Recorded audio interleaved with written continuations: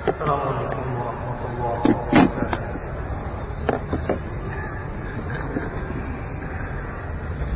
إن الحمد لله نحمده ونستعينه ونستغفره ونعوذ بالله من شرور أنفسنا ومن سيئات أعمالنا. من يهده الله فلا مضل له ومن يضلل فلا هادي له، وأشهد أن لا إله إلا الله وحده لا شريك له، وأشهد أن محمدا عبده ورسوله صلى الله عليه وعلى آله وأصحابه والتابعين وتابع التابعين ومن تبعهم بإحسان إلى يوم الدين.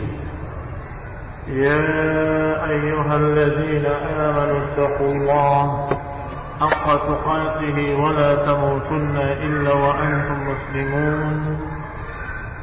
يا أيها الناس اتقوا ربكم الذي خلقكم من نفس واحدة وخلق منها زوجها وبث منهما رجالا كثيرا ونساء، واتقوا الله الذي تساءلون به والأرحام إن الله كان عليكم رقيبا. يا أيها الذين آمنوا اتقوا الله وقولوا قولا سديدا يصلح لكم أعمالكم ويغفر لكم ذنوبكم، ومن يطع الله ورسوله فقد فاز فوزا عظيما.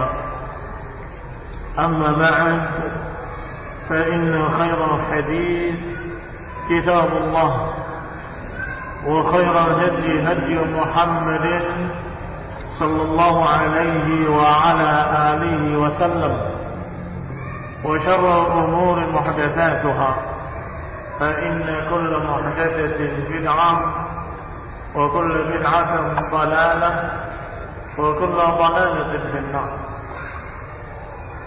Ikhwani fiddin, a'azakumullah, kaum muslimin yang saya hormati, kita lanjutkan pembahasan hadis Abi Waqid Al-Laythi radhiyallahu ta'ala anhu sampai pada kalimat walil musyrikin sidratun ya'kufuna 'indaha. Kaum musyrikin memiliki pohon sidrah, pohon bidara yang mereka biasa i'tikaf padanya. Kalimat ya'kufun dari kata ukuf. Maknanya ukuf adalah iqamah, berdiam diri di sana. Al-iqamah ala syai' fil makan, menetap di tempat tertentu selama beberapa saat, itu disebut dengan uquf. Wa minhu qawlu Khalilullah alaihi salam, di antaranya apa yang diucapkan oleh Nabi Ibrahim al-Khalil alaihi salam ketika Allah kisahkan dalam Al-Quran, ketika mengatakan kepada kaum musyrikin yang menyembah berhala-berhala. Apa kata Nabi Ibrahim alaihi salam? Ma hadhihi tamathil allati antum laha 'akifun. Berhala-berhala apa ini yang kalian padanya 'akifun, beriktikaf. Dan ini merupakan dalil-dalil apakah hadis dari Waqid Al-Laythi ataupun ayat Allah tentang Ibrahim alaihi salam. Ma hadhihi tamathil allati antum laha 'akifun, kedua-duanya merupakan hujjah, merupakan dalil bahwa uquf dalam rangka pengagungan merupakan ibadah, dan ibadah tidak boleh diberikan kecuali untuk Allah Subhanahu wa taala dan di tempat yang Allah Subhanahu wa taala tentukan. Dua perkara. Ibadahnya harus untuk Allah dan tempat i'tikafnya juga yang Allah tentukan. Dan Allah tentukan dalam Al-Quran, wa antum aqifuna fil masajid. Kalian beriktikaf di masjid-masjid. Itulah iktikaf yang syar'i. Yang selain disebutkan dalam Quran juga disebutkan dalam hadis-hadis yang sahih bagaimana Rasulullah mencari Lailatul Qadar dengan iktikaf di masjid selama 10 hari terakhir di bulan Ramadan. Maka siapa yang beriktikaf di kuburan-kuburan atau iktikaf di pohon-pohon tertentu atau di bawah pohon beringin atau iktikaf di tempat-tempat keramat dalam rangka mengagungkan dan memuliakannya, maka ini adalah kesyirikan. Kembali kepada ucapan Asy-Syari' rahimahullah. Wa kana 'uquful musyrikin 'inda tilka sidrah tabarrukan biha wa ta'dhiman laha. Dan bahwasanya musyrikin i'tikafnya mereka di bawah pohon sidrah adalah dalam rangka tabarruk dan dalam rangka ta'zim. Ta'zim, pengagungan, penghormatan. Tabarruk, mengharapkan berkah. Tidak hanya pedang, kalaupun pensil atau pena, katanya mau ujian nanti, besok mau ujian, maka malam ini taruh di kuburan penanya, besok diambil. Misalnya nanti nulisnya lancar benar. Ini juga sama, tabarrukan. Sama saja dengan pakaian yang dicelup di air laut tertentu. Sama saja, tabarrukan, mengharapkan bisa mendapatkan kesembuhan. Orang yang sakit, pakaiannya dicuci di sana, kemudian dipakai kembali. Kebanyakan mereka masuk angin, bukan sembuh. Kaum muslimin yang saya hormati, ini juga sama, tabarrukan. Maka yang namanya uquf, ta'ziman wa tabarrukan adalah merupakan bentuk-bentuk kesyirikan. Wa fi hadits Amr kana yunatu biha silah. Disebutkan di sana pohon tersebut biasa digantung-gantungkan di sana senjata-senjata, pedang-pedang atau tombak-tombak. Fasumiyat dzatu anwat, maka dijuluki dengan pohon dzatu anwat. Kalimat berikutnya dalam hadis, wa yanutuna biha aslihatahum.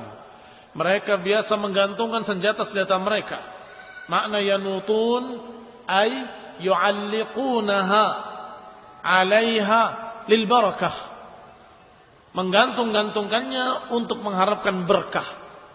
Berkah dalam bentuk kekuatan, berkah dalam bentuk berbagai macam yang mereka harapkan menjadi tajam atau menjadi ampuh atau menjadi itu semua termasuk dalam kalimat barakah. Qultu, saya katakan, kata Syekh Abdul Rahman Al-Syekh, fa fi hadza bayan anna ibadatahum laha bi ta'dhim wal 'ukuf wa tabarruk bi hadhihi al-umur ath-thalatha ubidatil ashjar wa nahwuha. Kata pensyarah atau kata peringkas yaitu Syekh Abdul Rahman Al-Syekh, dengan ini ada keterangan, ada penjelasan bahwa ibadah mereka terhadap pohon Datu Anwat tadi bitta'zimi wal 'ukufi wat tabarruk, dengan 3 perkara. Pertama, penghormatan, pengagungan. Kedua, ukuf, berdiam diri di sana. Ketiga, tabarruk, mengharapkan barakah. Dengan 3 perkara ini, sesuatu diibadahi. Wa hadhil umuri tsalatsa wa bihadhihi al-umuri tsalatsa, dan dengan 3 perkara inilah ubidat al-ashjar wal ahjar wal qubur. Dengan 3 perkara inilah diibadahi pohon-pohon, diibadahi batu-batu, diibadahi kuburan-kuburan, diibadahi segala macam tempat keramat dengan 3 perkara ini. Pertama, penghormatan, pengagungan. Kedua, i'tikaf di sana. Dan ketiga, mengharapkan barakah. Ikhwani fillah, a'azakumullah, kaum muslimin yang saya hormati. Berarti apapun bendanya, apapun bentuknya, kalau kemudian diagungkan selain Allah, diharapkan berkahnya selain Allah, dan mereka i'tikaf padanya selain Allah, maka itu termasuk kesyirikan. Tapi berdirinya beberapa orang di hadapan bendera dengan khusyuk, penghormatan atau bukan penghormatan? Penghormatan. I'tikaf atau bukan i'tikaf? I'tikaf. Tapi sekarang yang ketiga, tabarruk atau bukan tabarruk? Yang ketiga ini kadang ada, kadang enggak. Tapi pertama dan kedua mesti ada pengagungan, penghormatan dengan i'tikaf. Dan mereka-mereka yang katanya berperang fisabili bendera, mereka cium dulu sebelum berangkat. Barokah, tabarruk, baru berangkat. Lengkap, tiga-tiganya. Jangan sampai kita terjerumus dalam kesyirikan dengan kebodohan. Dengan perkara-perkara yang disebutkan tadi, apakah ta'zim ataupun ukuf ataupun tabarruk. Pemerintah memerintahkan untuk kita masang bendera, kenapa? Oh, kita memang Indonesia dan itu bendera kita, selesai. Tapi tidak perlu ada penyembahan-penyembahan. Enggak perlu pakai acara-acara ibadah kepada bendera. Qauluhu, ucapannya, faqulna ya Rasulullah, ij'al lana dhata anwar.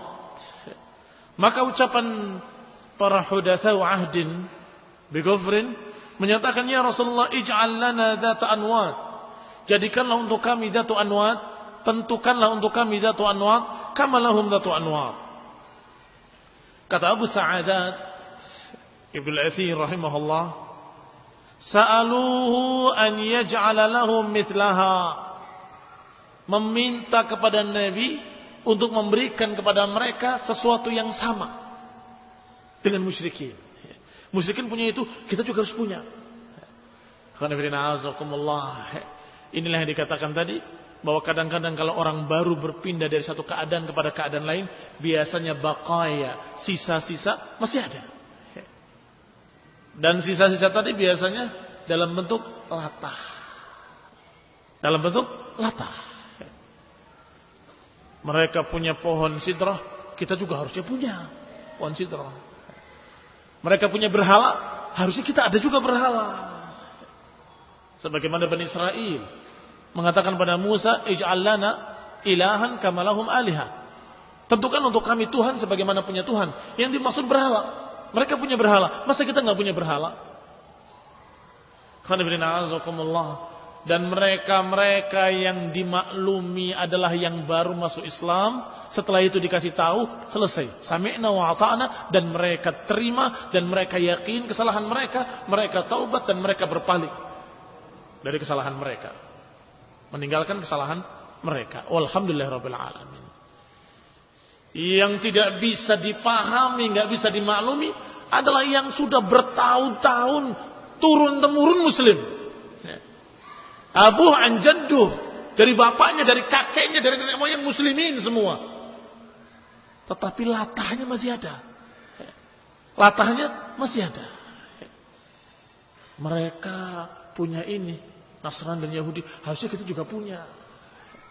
Mereka dakwah dengan musik, kita juga harusnya dakwah dengan musik. Mereka punya nyanyian gereja, kita harusnya ada nyanyian Islam. Mereka punya ibadah, kita harusnya punya ibadah yang seperti itu. Ini latah, barakallahu fikum. Yang heran bukan hudatsa wahidin bi kufrin.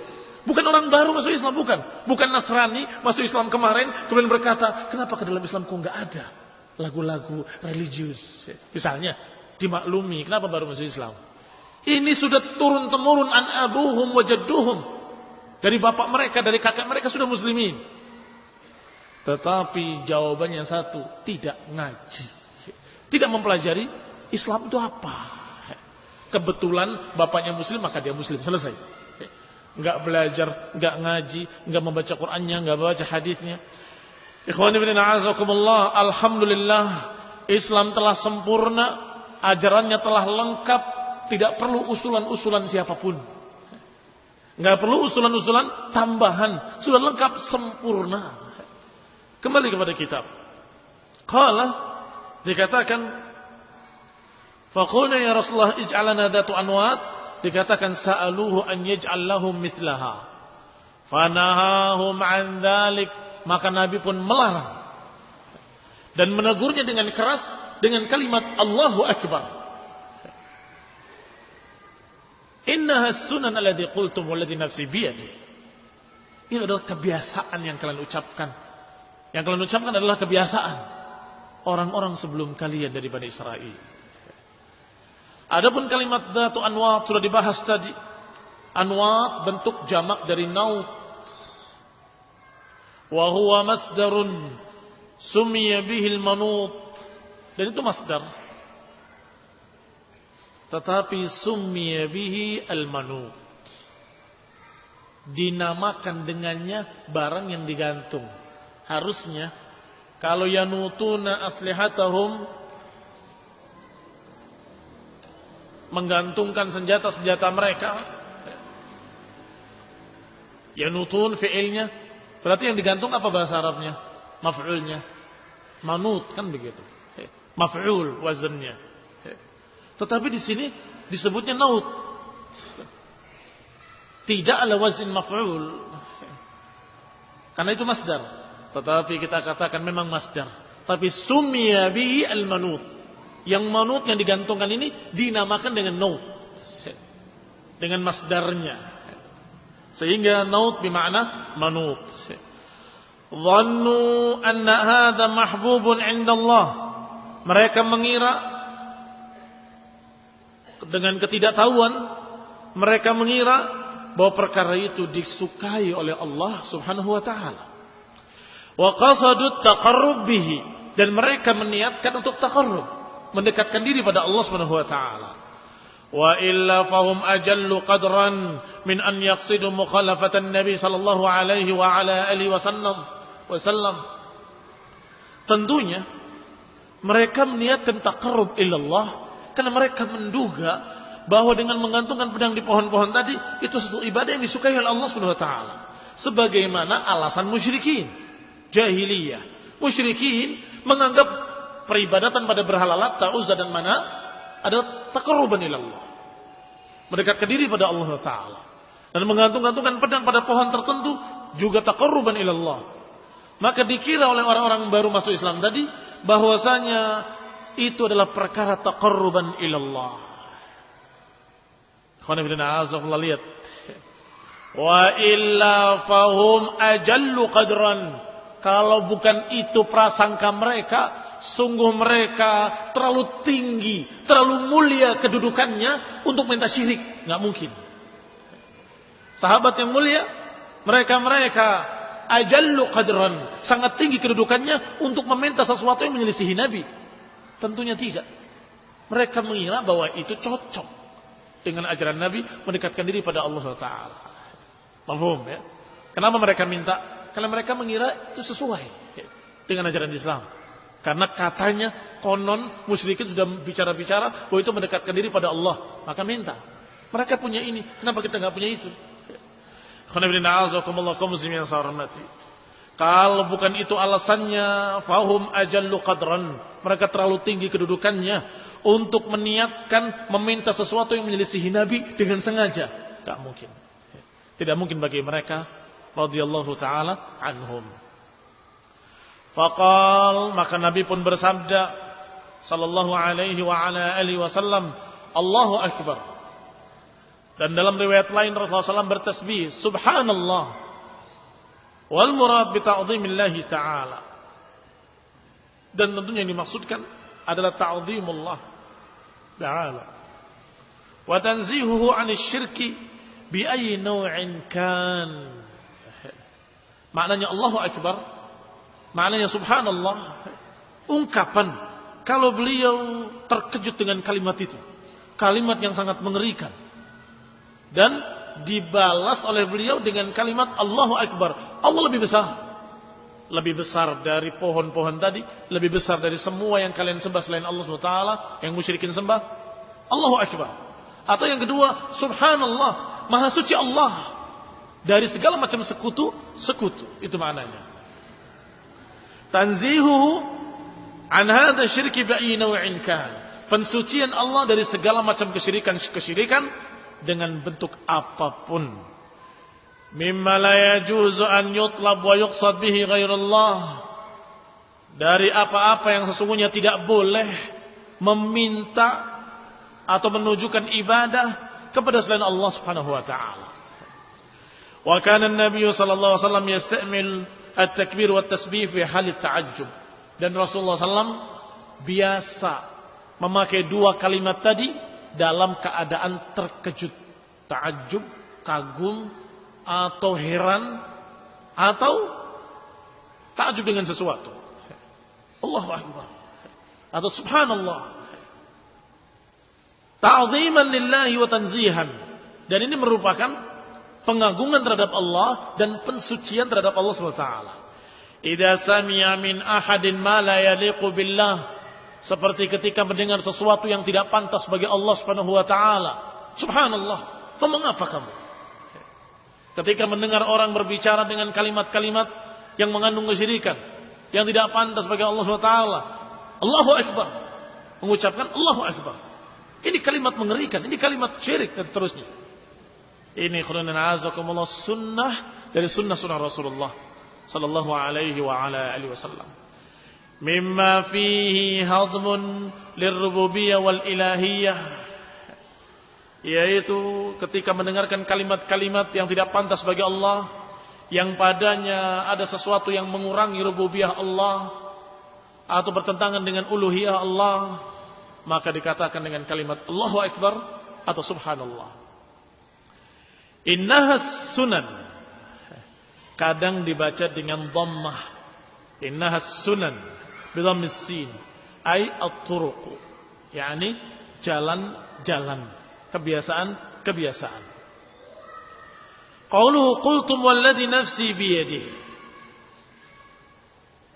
Kama qalat Bani Israil Musa, apa yang kalian ucapkan sungguh mirip dengan apa yang diucapkan oleh Bani Israil kepada Musa. Ij'al lana ilahan kama lahum alihah. Nabi menyerupakan. Ini syabbaha maqalatahum hadihi bimaqalati Bani Israil. Nabi menyamakan ucapan mereka dengan ucapan Bani Israil, supaya tahu betapa besarnya ucapan itu, betapa mengerikannya ucapan itu.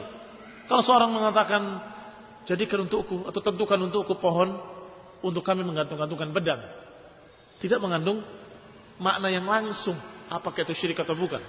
Tetapi ketika Nabi menyamakan ucapanmu itu sama dengan ucapan Bani Israil ketika berkata, jadikan untuk kami Tuhan sebagaimana punya Tuhan, sebagaimana mereka punya Tuhan, berarti ini syirik. Langsung begitu. Langsung pendengar paham kalau ini adalah kesyirikan.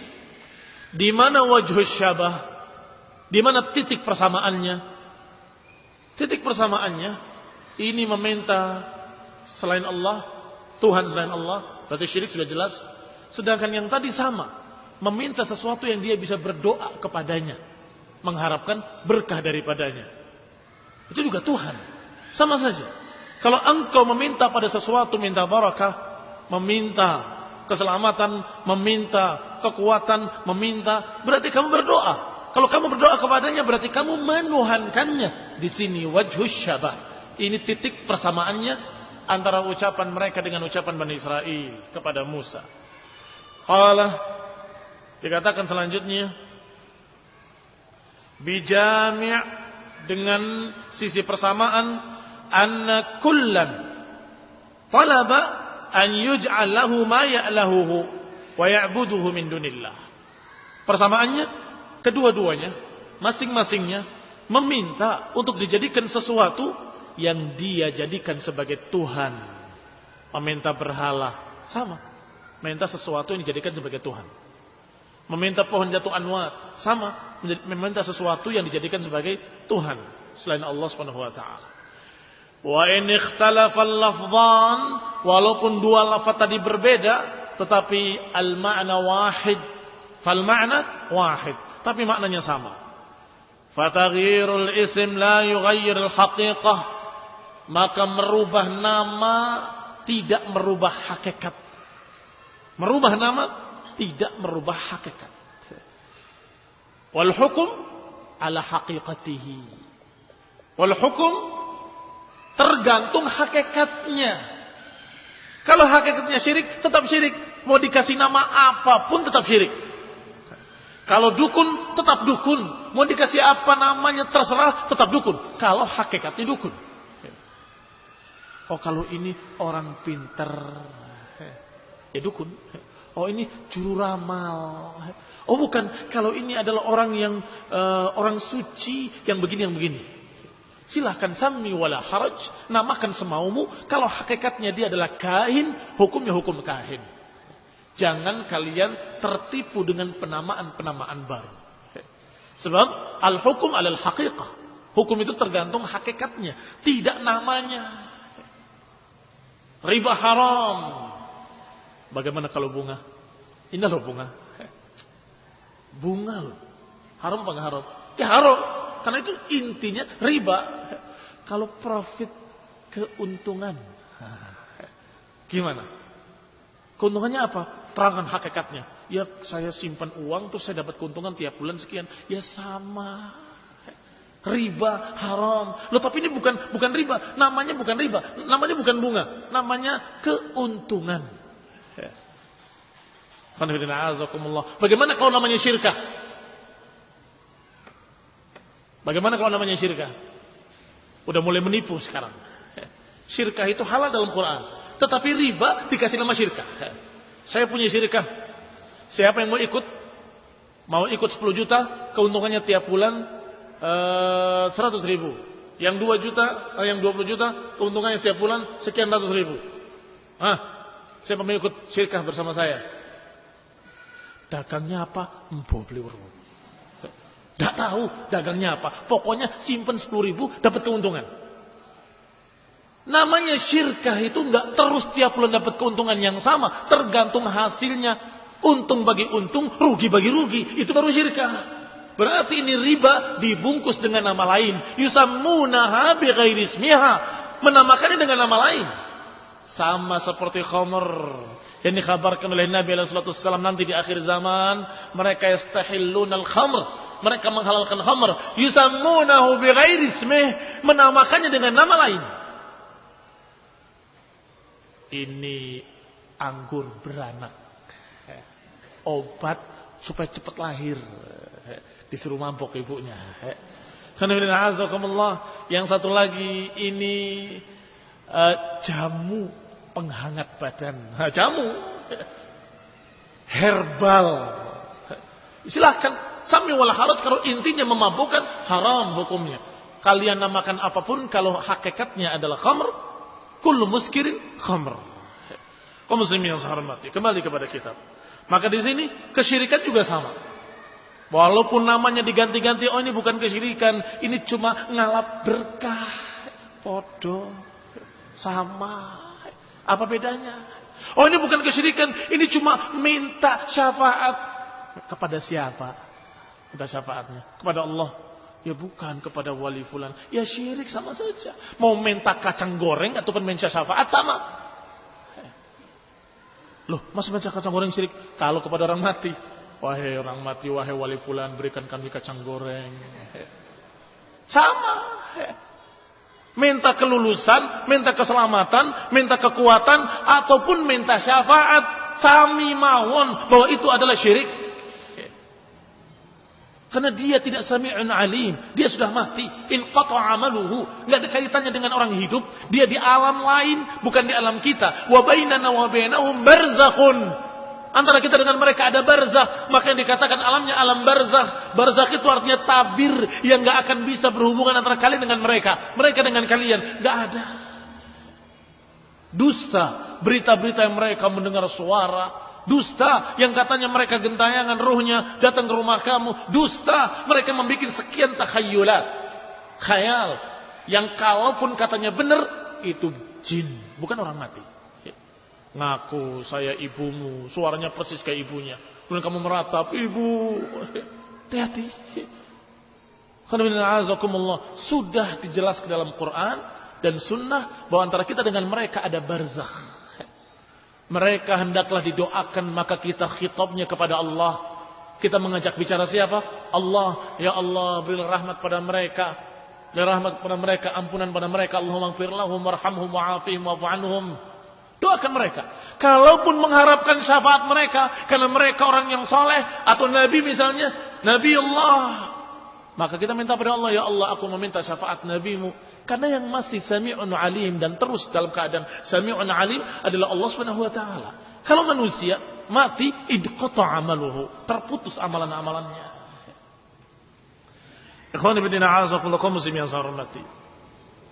Maka dikatakan selanjutnya oleh Rasulullah SAW bahwa sesungguhnya yang kalian ucapkan mirip sekali dengan apa yang diucapkan oleh Bani Israel.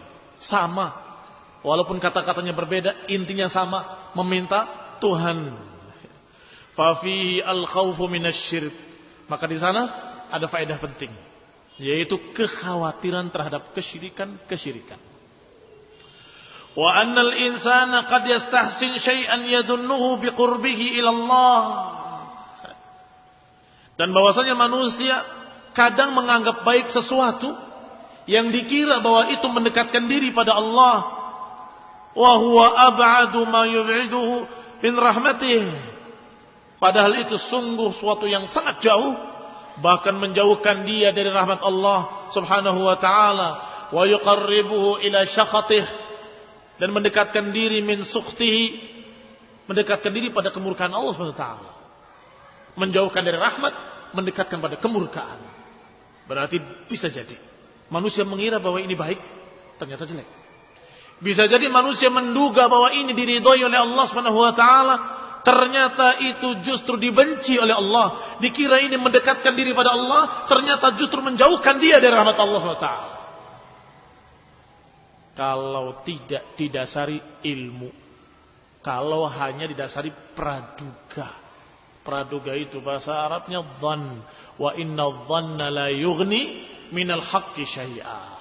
Praduga, prasangka yang bermakna syak, bermakna tebakan-tebakan, la yughni minal haqqi syai'a, tidak mencukupi untuk kebenaran, enggak bisa mencukupi kita untuk menentukan kebenaran, enggak cukup. Harus ada hujjah. Apa kata Allah, apa kata Rasul? Harus ada hujjah ijma dari para salaful ummah. Kalau dengan tebakan dugaan, belum tentu. Bahkan beberapa sahabat yang mulia, karena belum tahu, karena baru masuk Islam, menduga bahwa itu mendekatkan diri pada Allah. Ternyata Rasulullah SAW terkejut dan menyatakan Allahu Akbar. Atau dalam riwayat Subhanallah. Ini kalimat sama maknanya dengan minta Tuhan.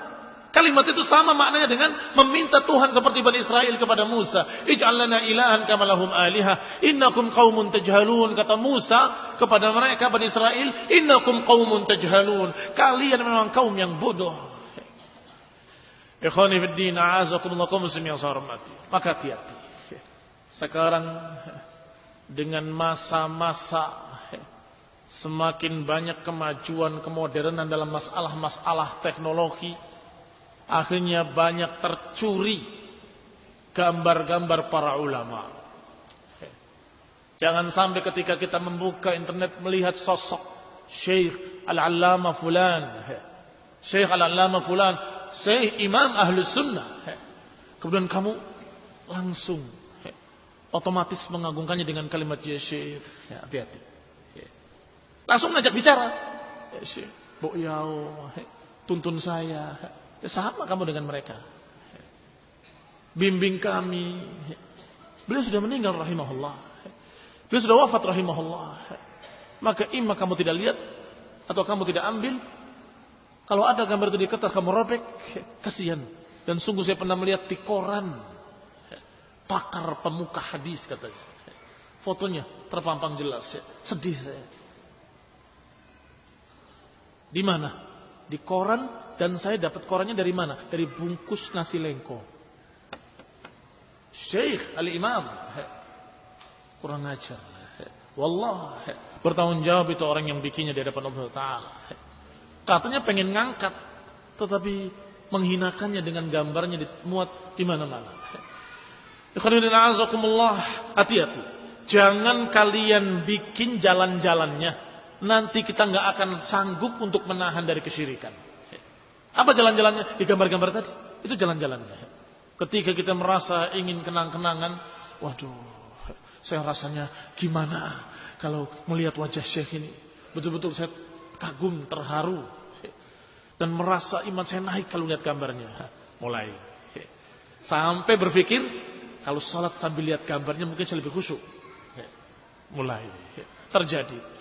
Apakah Wali Songo atau Syekh Al-Imam Ahlul Hadis? Sama saja hukumnya. Kalau kalian jadikan sebagai tabarrukan, kalian jadikan sebagai jalan untuk mengharapkan ini, mengharapkan itu, sama saja. Jangan dikira berbeda, sama. Apakah Wali Songo ataupun para ulama ahli sunnah ataupun kuda atau kerbau atau orang gila, sama saja. Kalau kuburannya diagungkan, jadikan sebagai perantara pada Allah Taala, maka itu adalah syirik. Barakallahu fikum. Wala ya'rif hadha 'ala al-haqiqah illa man 'arafa ma waqa'a fi hadhihi al-azman. Tidak mengetahui yang seperti ini secara hakikatnya kecuali orang-orang yang mengenali apa yang terjadi di zaman-zaman sekarang. Min katsirin minal ulama'i wal 'ubbad, yang terjadi pada kebanyakan para ulama, orang berilmu, dan kebanyakan ubad, para ahli ibadah, ma'arbabil qubur, dengan para tokoh-tokoh kuburiyin atau para orang-orang yang mengagungkan kuburan. Terjadi pada mereka al-ghulu, melampaui batas pada kuburan. Wa sarfu jallal ibadalaha, atau mengarahkan setinggi-tinggi ibadah untuk kuburan. Wa yasabuna annahum ala syai', dan mereka mengira bahwa mereka di atas sesuatu. Karena tentunya yang dimaksud ulama di sini orang-orang yang berilmu, bukan ulama secara hakikat. Sebab ulama yang hakiki adalah ulama yang amilin, orang yang beramal. Sehingga terjemahannya saya perbaiki. Bahwasanya terjadi di akhir zaman ini kebanyakan orang-orang berilmu dan ahli ibadah mengagungkan kuburan, ghulu ekstrim terhadap kuburan. Ditanya hafal enggak dia Quran, hafal dari kecil. Ditanya hadis bagaimana, hafal Sahih Bukhari wa Muslim. Ditanya dia belajar fikih, selesai al-umnya Imam Syafi'i. Alim dia, punya ilmu, tetapi datang ke kuburan bapaknya. Karena bapaknya tokoh, kuburannya dibangun tinggi, dan kemudian mereka mulai memanggil-manggil nama bapaknya dan menyatakan, berikan kepada kami pembelaan dan syafaat di sisimu. Dan setiap tamu yang datang diajak untuk menziarahi bapaknya, untuk tawassul dengan bapaknya. Padahal punya ilmu. Apalagi ubad yang tidak punya ilmu, ahli ibadah, banyak ibadah, ilmu gak punya. Ini lebih parah lagi. Yang paling banyak terjerumus dalam kesyirikan adalah mereka. Qal la ya'rifu hadha 'ala al-haqiqah illa man 'arafa ma waqa'a. Maka tidak ada yang mengerti masalah ini kecuali orang yang tahu keadaan zaman sekarang ini seperti itu keadaannya. Wa huwa dzan alladzi la yaghfiruhu Allah. Padahal dosa tersebut merupakan dosa yang enggak akan diampuni oleh Allah. Kalau dia mati membawa dosa tersebut belum taubat, enggak akan diampuni abadan. La yaghfirullah, la yaghfiru an yushraka bihi wa yaghfiru ma duna dzalika liman yasha. Karena Allah enggak akan mengampuni dosa orang yang menyekutukannya. Qala al-Hafidz Abu Muhammad Abdurrahman ibn Ismail Asy-Syafi'i, dari mazhab Syafi'i rahimahullah, al-ma'ruf bi Abi Syamah, yang beliau dikenal dengan Abu Syamah. Hendaklah mereka yang merasa mengaku-ngaku mazhabnya Syafi'i dengarkan. Tokoh dari mazhab Syafi'i punya kitab yang berjudul Al-Bid'ah wal Hawadits, kebidahan dan perkara-perkara baru. Wa min hadzal qismi aidan, kata beliau, dan termasuk jenis ini juga adalah ma qad ammal ibtila'u bihi, adalah apa yang sudah merata bencananya di masyarakat, yaitu min tazyini syaitani lil 'ammah, yaitu apa yang diindahkan oleh syaitan terhadap orang awam, apa yang diindahkan oleh syaitan terhadap keumuman manusia, yaitu takhliqul hitan wal 'umud wa suruj mawadhi' makhsusah fi kulli baladin yahki lahum hakin annahu ra'a fi manami biha ahadan mimman syihra bis salah wal wilayah fayaf'aluna dhalik wa yuhafizuna alayhi ma tajyi'ihim faraidallah. Apa di antaranya yang diindahkan oleh syaitan? Takhliqul hitan wal 'umud, membangun tembok-tembok dan tiang-tiang di kuburan-kuburan, memasang suruj, jamak dari siraj, pelita-pelita di tempat-tempat khusus yang dianggap keramat. Fi kulli baladin yahki lahum hakin, di setiap negeri dikisahkan oleh orang yang mengisahkannya bahwa dia melihat dalam tidurnya ada seseorang yang terkenal kesolehannya, terkenal kewaliannya, dia melakukan hal tersebut. Fayuhafizuna alaihi, maka mereka pun menjaganya, memelihara kebiasaan tersebut. Apa dalilnya? Mimpi. Saya mimpi Syekh Fulan bin Fulan datang ke sini, menyalakan lampu di sini dan berkata demikian-demikian, maka diikuti oleh semua orang. Ma tajyi'ihim faraidallah ta'ala wa sunanih, dengan melalaikan kewajiban-kewajiban Allah Subhanahu wa taala, dengan melalaikan sunnah-sunnah yang diajarkan oleh nabinya. Wa yadhunnuna annahum mutaqarribuna bidzalik, dan mereka mengira bahwa mereka sedang mendekatkan diri kepada Allah Subhanahu wa taala dengan itu. Ini ucapan Abu Syamah Asy-Syafi'i rahimahullah, bahwa termasuk kebid'ahan, termasuk hawadits adalah apa yang mereka lakukan di kuburan-kuburan dengan membangun tembok-tembok padanya, membangun tiang-tiang, kemudian mengkeramatkannya dengan memasang pelita padanya, dengan ini, dengan ini, dengan itu. Alasannya sama. Aku pernah melihat seorang yang saleh, si fulan, imam fulan, yang berdiri di sini dan melakukan hal seperti itu, maka saya ikut. Maka yang lain ikut semua. Padahal kewajiban-kewajiban Allah dilalaikan. Sholat jamaah tidak. Sunnah-sunnah ditinggalkan. Tidak ada yang mereka kerjakan dari ajaran Rasulullah SAW. Mereka abaikan perintah-perintah Allah. Mereka duduk saja di kuburan tadi, semedi. Ikhwani fiddin, a'azakumullah kaum muslimin yang saya hormati. Yang lebih parah lagi, mereka mengira kalau itu ibadah kepada Allah. Yang menyedihkan, mereka mengira bahwa itu taqarrub, mendekatkan diri pada Allah SWT. Thumma yatajawazuna hadha ila an yu'azzim waq'a tilkal amakin fi qulubihim.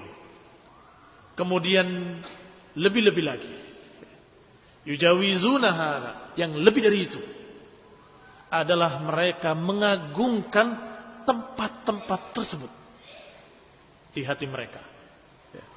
Jadi hati mereka kalau masuk ke tempat tersebut seakan-akan masuk tempat suci, seakan-akan masuk ke Masjidil Haram, masuk ke daerah haram.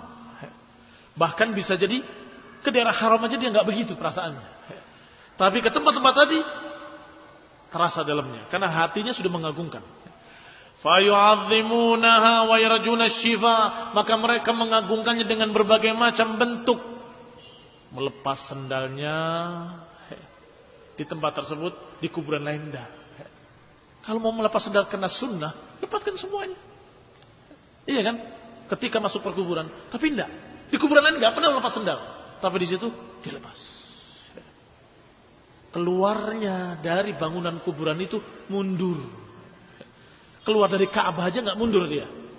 Mundur. Kenapa? Enggak mau membelakangi. Saya enggak tega membelakangi Syekh, Al-Imam, Al-Allamah, Al-Habib, Al-Wali. Mundur, balik. Setelah di luar. Demikian pula mereka tidak boleh berkata dengan keras. Kalau ada yang keras, sambil nunjuk ke kuburan. Padahal mereka di dekat kuburan Nabi, mereka berbicara dengan enaknya. Ajib. Ada apa dengan mereka? Mereka sungguh di hatinya sudah ada penyakit, yaitu pengagungan terhadap tempat yang tidak suci dianggap suci oleh mereka. Wa yarjuna syifa limardahum. Mereka mengharapkan kesembuhan untuk orang-orang sakit mereka. Mengharapkan kesembuhan untuk orang-orang sakit mereka. Wa qada'u hawaijihim, dan mengharapkan qada'a hawaijihim, untuk menunaikan hajat-hajat mereka. Bin nadri laha, dengan bernadar untuknya.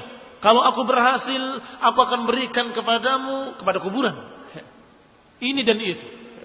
Minyak setengah gelas, kembang 7 warna, dan air sekendi. Ini mereka nadar seperti itu. Letakkan di sini, minyak letakkan di sini. Untuk apa minyak? Supaya apinya enggak pernah mati. Seperti di kuil kelenteng. Pernah tahu kelenteng? Kebetulan saya pernah karate dulu. Pernah latihannya di kelenteng. Itu ada segentong minyak di tengahnya dan apinya. Tidak boleh mati itu. Segentong itu berapa tahun habisnya kira-kira. Itu minyak semua isinya. Dan setiap orang datang nyumbang minyak. Loh kok sama? Kalian wahai kaum muslimin, ngapain? Datang ke sana untuk nyumbang minyak itu untuk apa? Nyalakan lampu di kuburan bid'ah. Kok kamu malah nyumbang? Yang kedua, kenapa kau mengatakan kalau aku berhasil, aku berikan padamu? Apakah yang bikin berhasil itu kuburan? Atau Allah Subhanahu wa ta'ala? Yang menyebabkan kamu berhasil dan mendapatkan harapan-harapanmu, siapa? Allah atau orang mati ini? Atau kuburan ini? Dari ungkapan mereka tadi, nadar-nadar mereka, bahwa di hati mereka menganggap bahwa keberhasilan itu dari kuburan itu. Sehingga ada balas jasa. Ikhwan ibn a'azakumullah, kaum muslimin yang saya hormati. Dikatakan selanjutnya,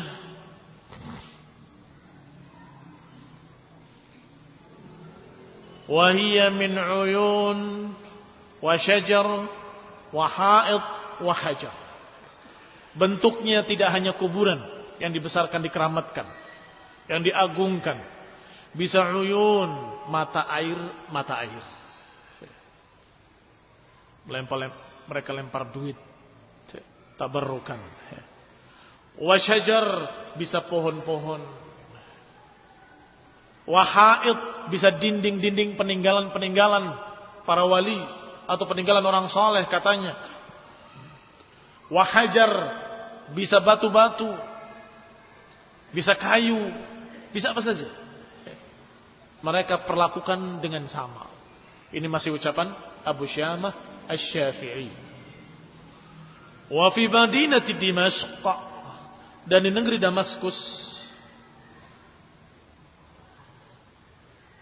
min dzalika mawadhi' muta'addidah.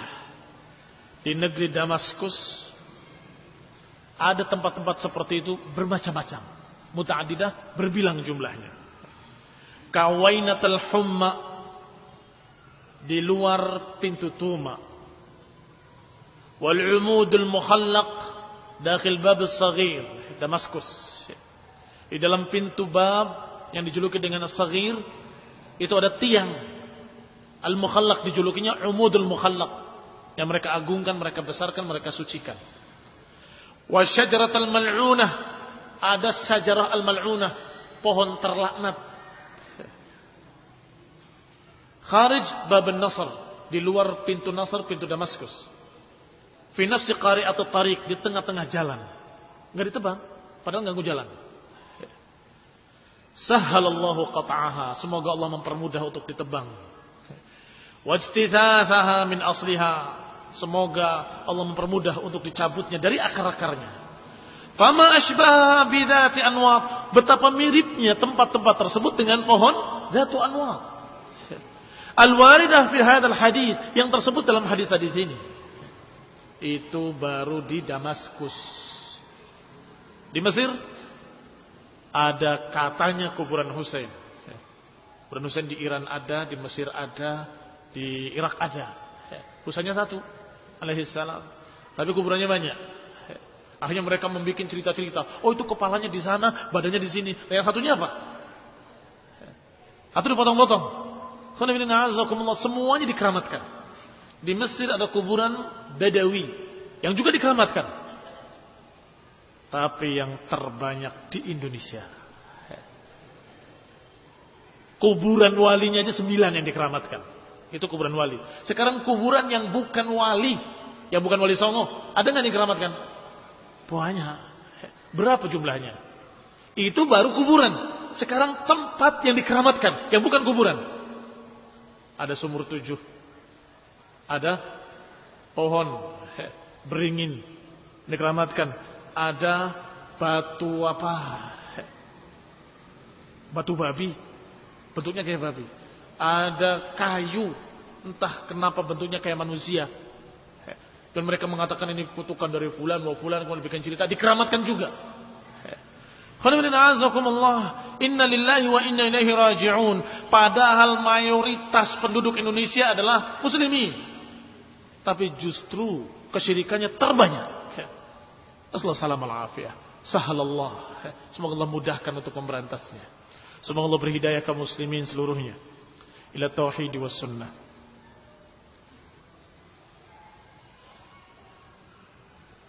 Wajazakumullahu khairan.